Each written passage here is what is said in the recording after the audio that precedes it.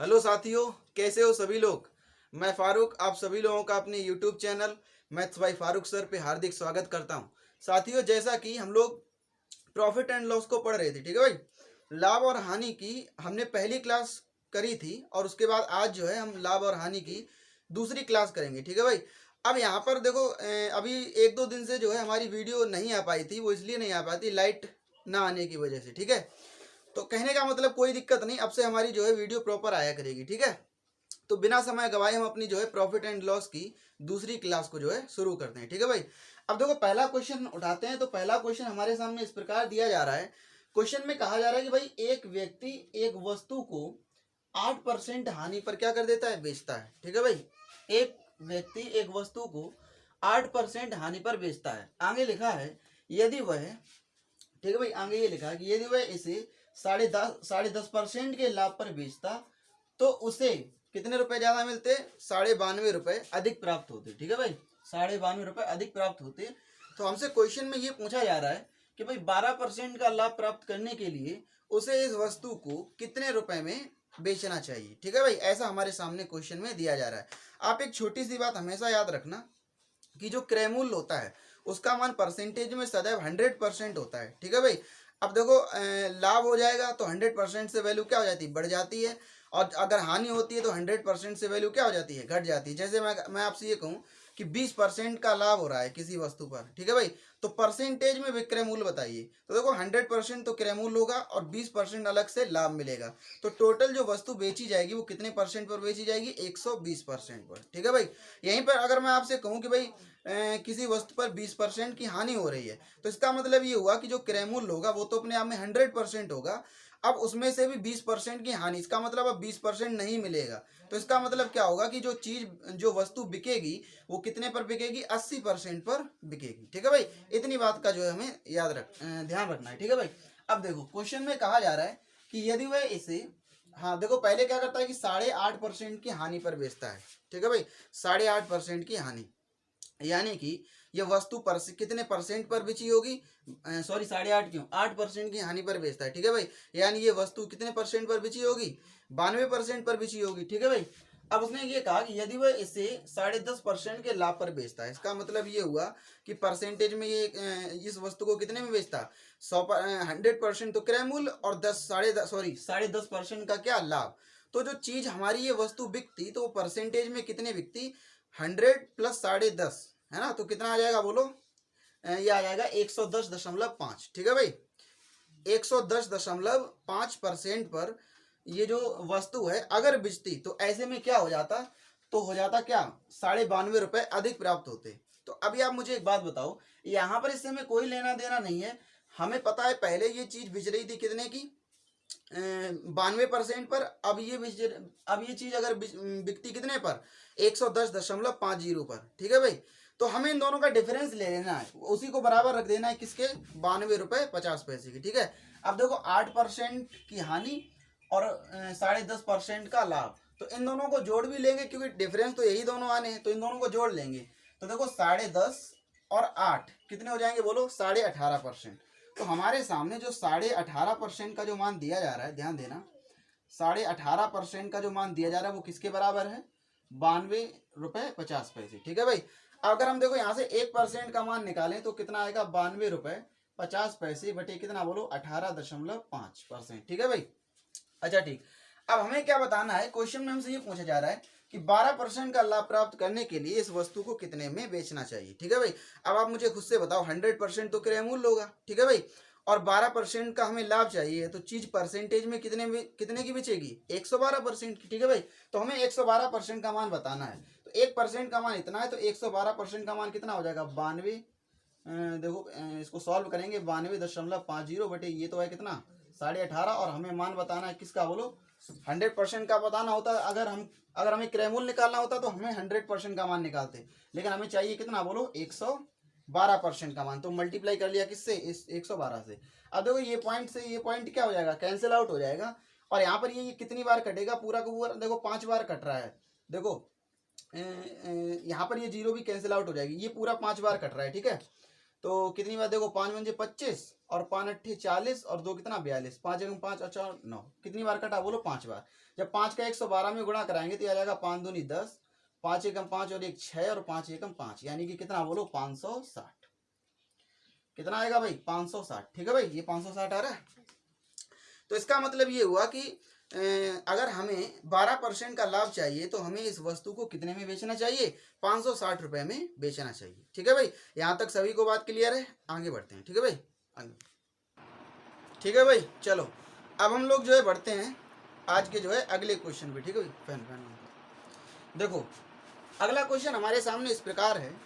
कहा जा रहा है भाई, एक पुस्तक विक्रेता किसी पुस्तक को 10% के लाभ पर बेचता है। देखो ये जो पुस्तक विक्रेता है, इसने ये जो पुस्तक कितने रुपए में खरीदी होगी ऐसा तो हमें नहीं पता है, और हमें आगे चल के यही बात पूछी जा रही है कि इस पुस्तक विक्रेता ने इस पुस्तक को कितने रुपए में खरीदा होगा, क्रय मूल्य ज्ञात करना है। ठीक है, देखो उसने ये कहा कि भाई जितने रुपए में खरीदी होगी, पुस्तक विक्रेता क्या करता है कि पहले उसको 10% के लाभ पर बेच देता है। अब देखो यहाँ पर बेचने के बाद एक हमारे सामने कंडीशन दे दी गई है। कंडीशन ये है कि यदि वह इसे 4% कम में खरीदता, मतलब पहले जितने रुपए में खरीद रहा था उससे अगर 4% कम में खरीदता तथा 6 रुपए अधिक में बेचता, इसका मतलब ये है कि 4% कम में खरीद कर, ठीक है भाई, और क्या करता कि भाई 6 रुपए अधिक में बेचता, तो क्या हो जाता कि 18 से ही 3/4% का लाभ हो जाता। इसका मतलब ये है कि 4% कम में खरीदता, यानी जितने रुपए में खरीद रहा था उस पर 18 से ही 3/4% का लाभ हो जाता यदि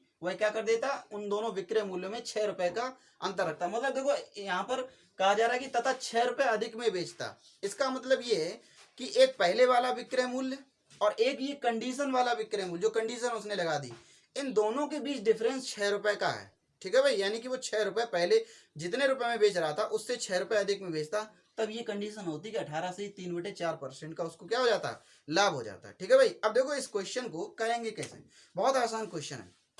आगे देख, जो मैंने बात कही थी, पुस्तक का जो है क्रय मूल्य बताना है, यानी कि जो है इस विक्रेता ने पुस्तक को खरीदा कितने में होगा, ऐसा क्वेश्चन में पूछा जा रहा है। ठीक है, अब देखो करेंगे कैसे इस क्वेश्चन को। हम मान लेते हैं कि जो सीपी है, यानी कि इस वस्तु का जो क्रय मूल्य है वो 100 यूनिट हमने मान लिया। ध्यान रखना, आप क्रय मूल्य 100 के अलावा कुछ भी अपने दिमाग से मान सकते हो, क्वेश्चन के आंसर पे कोई भी फर्क नहीं पड़ेगा, कुछ भी आप वैल्यू मान लो आंसर आ जाएगा। लेकिन यहाँ पर हमने क्रय मूल्य 100 इसलिए माना है क्योंकि 100 कैलकुलेशन आसान कर देता है। हमें 100 का जैसे 15% चाहिए तो वो 15 ही होगा, ठीक 20% चाहिए तो 20 ही होगा, तो इसलिए कैलकुलेशन आसान कर देता है, इसलिए हमने क्रय मूल्य कितना माना, 100 यूनिट माना। ठीक है भाई, अच्छा ध्यान रखना ये हमारी मानी हुई वैल्यू है, ये एग्जैक्ट वैल्यू नहीं है। बाद में हमें क्या करना पड़ेगा, किसी ओरिजिनल वैल्यू से लिंक करा के हम अपनी ओरिजिनल वैल्यू बता सकते हैं। ठीक है भाई, देखो सबसे पहले उसने ये कहा कि भाई 10% के लाभ पर उसने चीज को बेच दिया।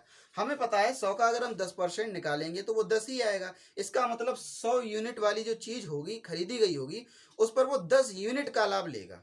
तो बताओ कितने में बेचेगा भाई, 100 यूनिट की चीज खरीदी, 10 यूनिट का लाभ ले रहा है, तो चीज को कितने में बेचेगा, 110 में ही तो बेचेगा भाई। यानी कि अगर वो 10% पर बेच रहा है इस चीज को, तो वो कितने में बेचेगा, 110 यूनिट में बेच देगा। अच्छा ठीक, अब देखो ये तो क्वेश्चन वाली बात होगी। अब जो कंडीशन उसने लगाई है, अब कंडीशन के अकॉर्डिंग भी तो हमें चलना होगा। कंडीशन उसने ये लगा दी कि यदि वह इसे 4% कम में खरीदता, मतलब पहले उसने कितने में खरीदा था, 100 में, इससे अगर वो 4% कम में खरीदता। अब आप मुझे एक बात बताओ, अगर 100 का 4% निकालें तो वो 4 ही आएगा। इसका मतलब अगर वो 4 यूनिट कम में खरीदता, तो 100 से 4 यूनिट कम करेंगे तो 100 में से 4 घटाएंगे कितना आएगा बोलो, 96। इसका मतलब ये हुआ कि अगर वो 96 यूनिट में खरीदता, ठीक है भाई, तो तब उसे क्या होता, 18 से 3/4%। अब देखो, अब आप कहोगे 6 रुपए अधिक में बेचता, इसका मतलब ये है कि भाई दोनों विक्रय मूल्यों का अंतर 6 रुपए है। मतलब पहले जितने रुपए में बेच रहा था उससे अगर 6 रुपए ज्यादा में बेचता, ठीक है भाई, तो वो विक्रय मूल्यों का अंतर दिया जा रहा है, तब उसे 18 से 3/4% का लाभ होता। अब देखो 18 से 3/4 को जरा उसमें बदलो, अंश बटे हर में, तो 18 को 72 और 3 कितना आ जाएगा बोलो, 75/4% आएगा। इसको फ्रैक्शन में चेंज कर लेते हैं, 100 का क्या कराएंगे, डिवाइड करके, 25 तिया 75 और 25 चौकू 100 और 4 चौकू 16, कितना आ जाएगा बोलो, 3/16। इसका मतलब देखो 18 से 3/4 को हमने फ्रैक्शन में चेंज किया, यानी कि 3/16। अब वो हमसे ये कह रहा है कि अगर वो 4% कम में खरीदता यानी 96 यूनिट में खरीदता, तब उसे यहाँ पर 3/16 यूनिट का क्या होता, लाभ होता। तो देखो अगर हम 96 का 3/16 निकालें तो वो कितना आएगा, तो देखो 16 छंगा 96 और 6 तिया कितना बोलो 18।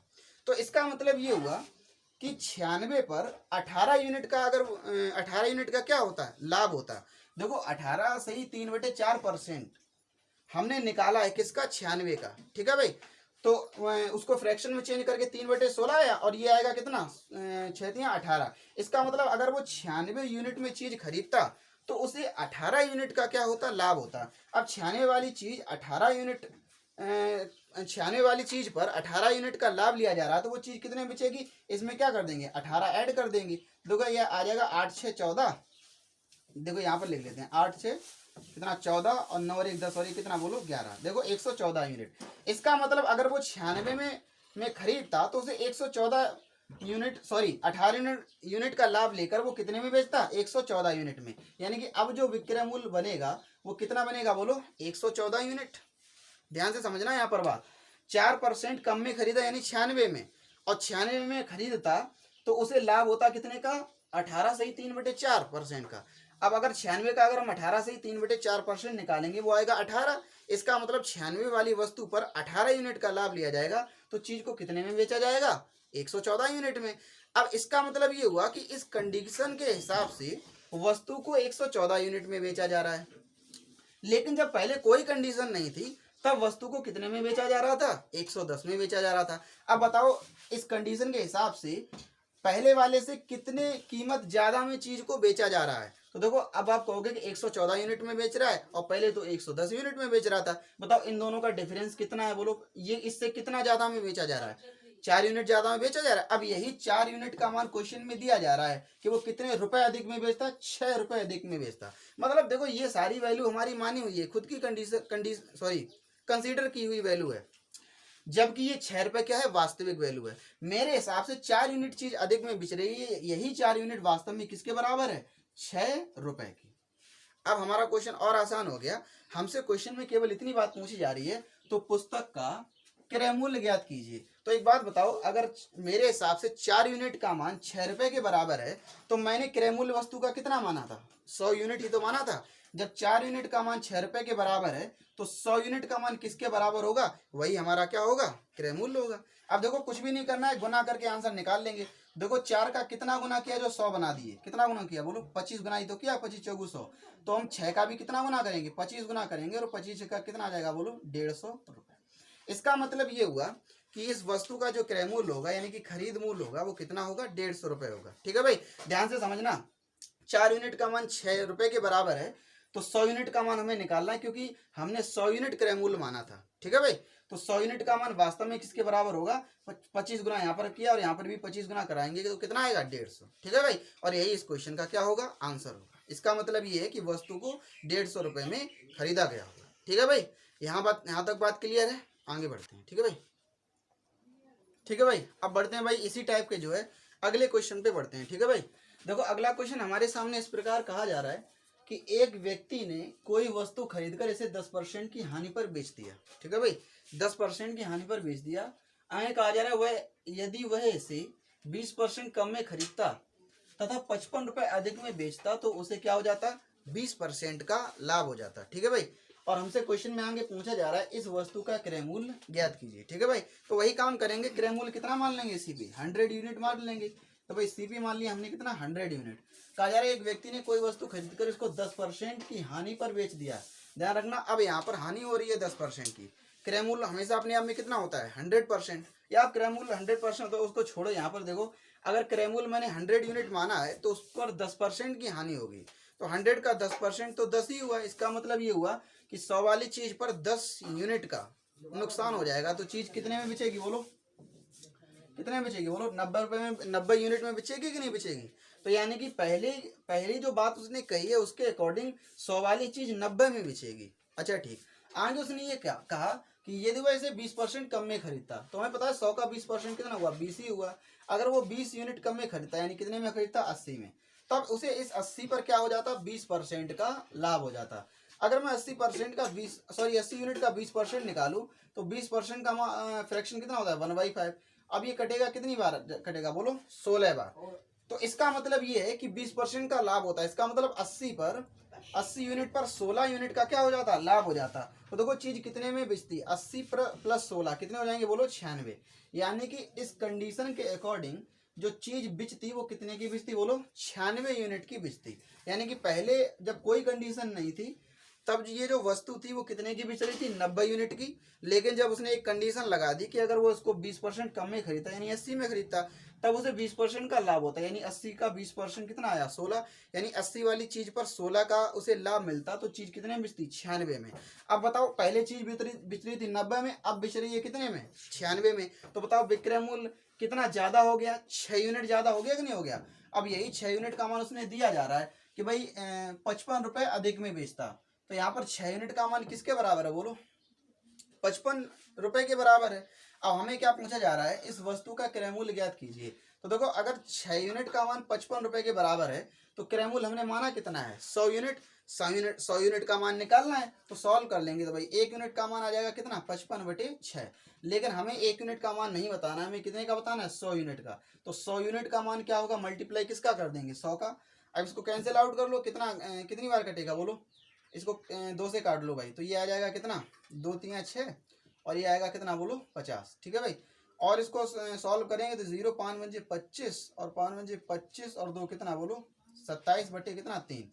सॉल्व करेंगे तो कितना आ जाएगा बोलो, कितना आएगा बोलो, 3 8 24, 3 9 27, और फिर कितना 3 एकम 3 बचा 2, हो गए कितने 20, 3 छक्का 18, फिर 3 छक्का 18, यानी कि 916.6 रुपए। ठीक है भाई, 6 रुपए ऐसे कुछ करके आएगा। तो कहने का मतलब ये हुआ कि भाई इस क्वेश्चन का जो आंसर आएगा वो 916 रुपए 66 पैसे के लगभग में आएगा। लगभग क्या, 916.66 ही आएगा इसका राइट आंसर। ठीक है भाई। तो कहने का मतलब ये भाई इस वस्तु का क्रय मूल्य पूछा जा रहा था, तो वस्तु का क्रय मूल्य कितना है, 916.66। ठीक है भाई, यहाँ तक बात सभी के समझ में आई। आगे बढ़ते हैं। ठीक है भाई, ठीक है भाई, चलो बढ़ते हैं भाई अब आज जो है अगले क्वेश्चन पे। ठीक है भाई, देखो अगला क्वेश्चन हमारे सामने इस प्रकार है। कहा जा रहा है एक व्यक्ति, वही है ठीक है भाई, एक व्यक्ति किसी वस्तु को 15% के लाभ पर, सॉरी 15% हाँ के लाभ पर बेचता है। आगे कहा जा रहा है यदि वह इसे 15% कम में खरीदता तथा 10 रुपये 40 पैसे इतने रुपए क्या करता कम में बेचता, तो उसे 20% का क्या हो जाता, लाभ हो जाता। और हमसे क्वेश्चन में पूछा जा रहा है अगर वस्तु को कितने रुपए में बेचे ताकि 30% का क्या हो जाए, लाभ हो जाए। तो देखो सबसे पहले तो हमें क्या करना होगा, हमें क्रय मूल्य निकालना होगा इस वस्तु का।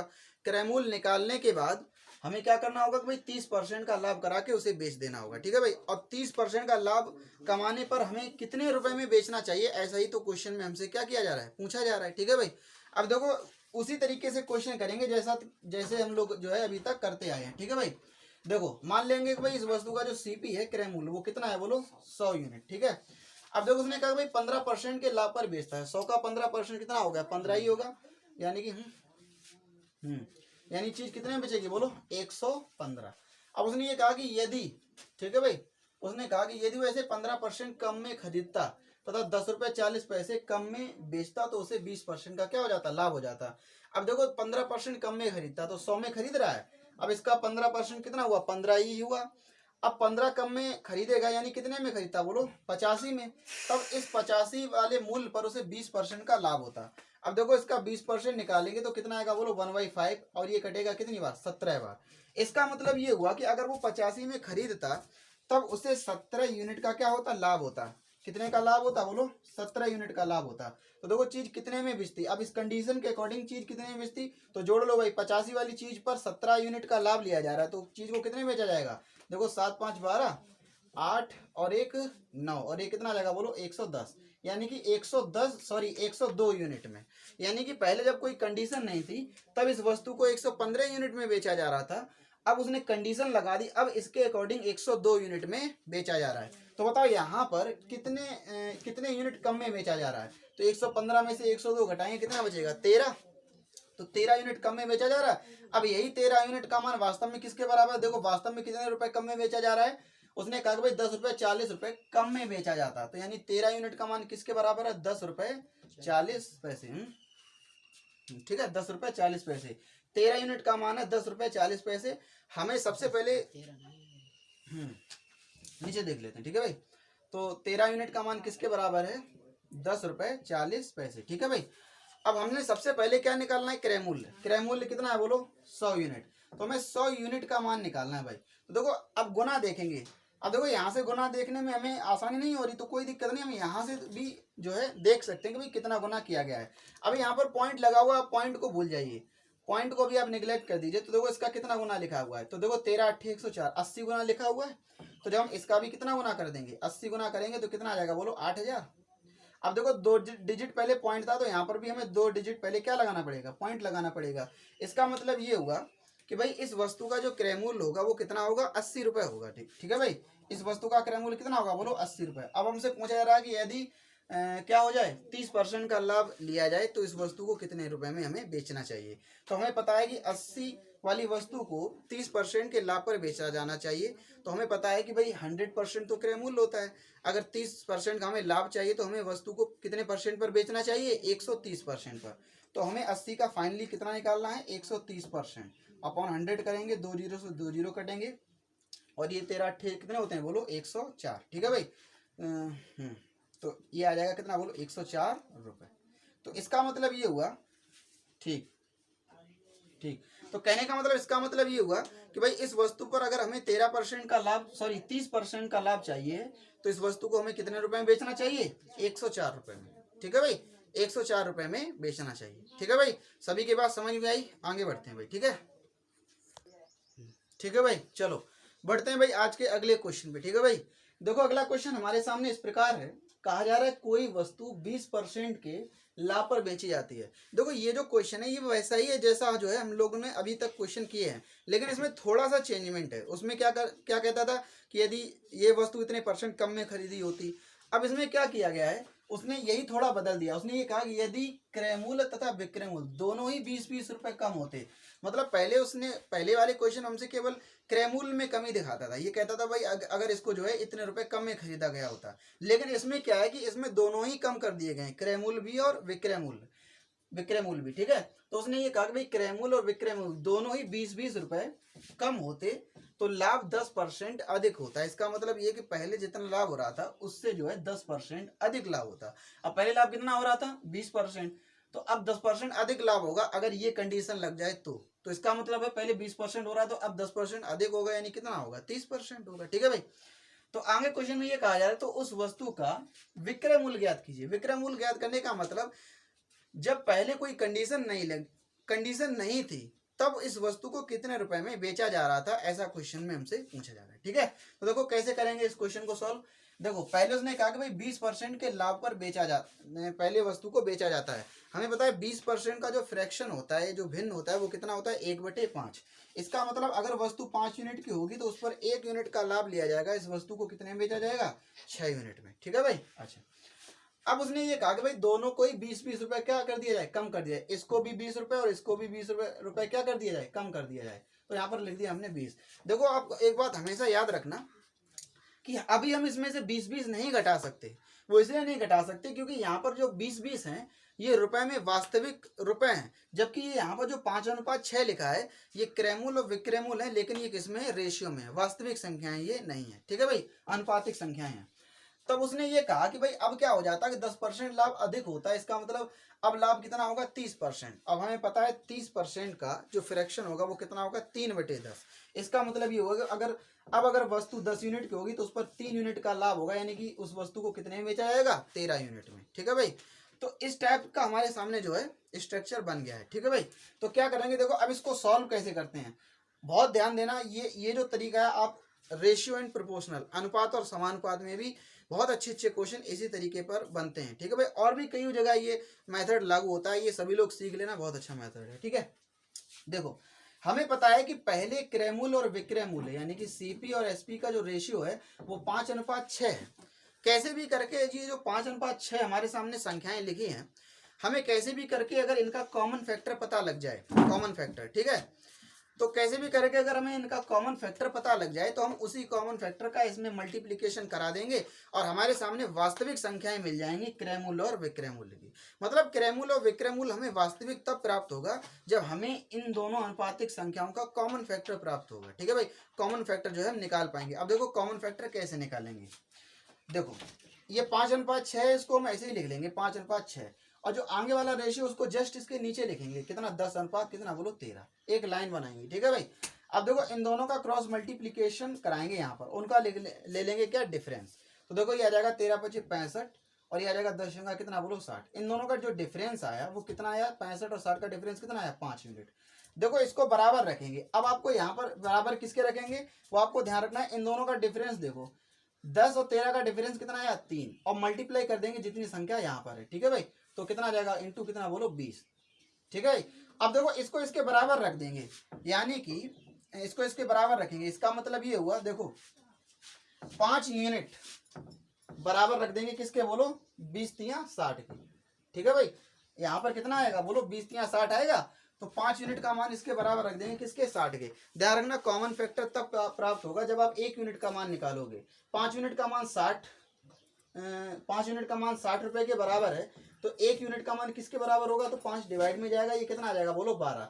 ध्यान रखना जब भी आपके सामने 1 यूनिट का मान निकल के आ जाए तो आप समझ लेना यही कॉमन फैक्टर है। किन संख्याओं का कॉमन फैक्टर है ये, इन अनुपातिक संख्याओं का, जो हमने पहले अनुपातिक संख्याएं ली थी 5:6। ध्यान रखना कि ये जो 12 कॉमन फैक्टर है वो इन अनुपातिक संख्याओं का है, ना कि इनका। ठीक है भाई। ऐसा मत करना कि आप 12 का गुणा इसमें भी करा दो तो आप कहोगे कि भाई हमें ये इसके भी मूल पता लग जाएंगे। ऐसा करना बिल्कुल क्या है गलत है। मतलब हमें जो कॉमन फैक्टर प्राप्त हुआ है वो केवल इन अनुपातिक संख्याओं का प्राप्त हुआ है। ठीक है भाई। तो कॉमन फैक्टर कितना आया 12। अब हमें पता है कि हाईएस्ट कॉमन फैक्टर किसी भी अनुपातिक संख्याओं में अगर हम उनके हाईएस्ट कॉमन फैक्टर से मल्टीप्लिकेशन कर देते हैं तो हमें क्या मिल जाती है वास्तविक संख्याएं। ठीक है भाई। तो देखो जब हम 5 का गुणा 12 में कराएंगे तो 12 पंजे कितना बोलो 60, और जब हम 12 का गुणा 6 में कराएंगे तो कितना आ जाएगा 12×6=72। इसका मतलब ये हुआ कि पहले उस वस्तु का क्रय मूल्य 60 रुपए था और वस्तु को फिर बेचा कितने में गया था 72 रुपए में। और हमसे क्वेश्चन में यही तो पूछा जा रहा था कि पहले वाला विक्रय मूल्य ज्ञात कीजिए। तो विक्रय मूल्य पहले वाला तो 6 यूनिट अनुपात में है, लेकिन उसकी वास्तविक संख्या कितनी है 72 रुपए। इसका मतलब ये है कि जो विक्रय मूल्य आएगा हमारा वो कितना आएगा 72 रुपए। ठीक है भाई। यही हमारे इस क्वेश्चन का क्या होगा राइट आंसर होगा। ठीक है भाई।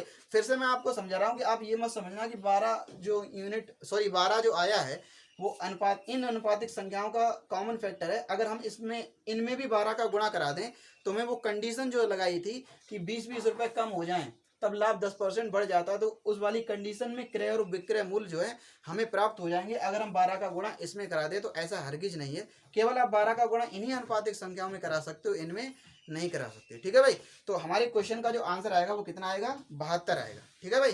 तो उम्मीद करता हूँ कि आज की क्लास में मैंने जितने भी आपको क्वेश्चन कराए हैं सारे के सारे आपको जो है समझ में आए होंगे। ठीक है भाई। तो अभी जितने भी लोग नए वीडियो को देख रहे हो, जितने भी भाई नए लोग वीडियो को देख रहे हो, ज़्यादा से ज़्यादा भाई सब्सक्राइब कर देना। ठीक है भाई। और अपने दोस्तों में ज़्यादा से ज़्यादा वीडियो को क्या कर देना शेयर कर देना। ठीक है भाई। आज के लिए हम अपनी क्लास को यहीं तक रखते हैं, मिलते हैं भाई अगली क्लास में। ठीक है भाई। आज के लिए इतना ही, धन्यवाद।